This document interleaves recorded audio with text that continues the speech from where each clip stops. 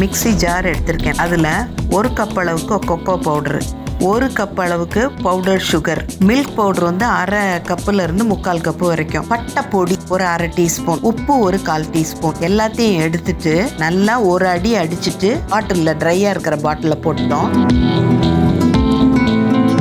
Choco chips என்ன shape இருந்தாலும் பரவாயில்ல, அது ஒரு 1/2 கப்புலேருந்து 3/4 கப்பு வரைக்கும் அதோட சேர்த்துக்கலாம். இப்போ ஒரு டம்ளரில் ஒரு டேபிள் ஸ்பூன்லேருந்து 1.5 டேபிள் ஸ்பூன் வரைக்கும் நம்ம அந்த ப்ரீமிக்ஸ் பவுடர் எடுத்துக்கிட்டோம். அதோட பாலை நல்லா சூடு பண்ணிவிட்டு அதில் கொஞ்சமாக ஊற்றிட்டு ஸ்பூனோ இல்லை ஃபோக்கோ வச்சு நல்லா மிக்ஸ் பண்ணிடலாம்.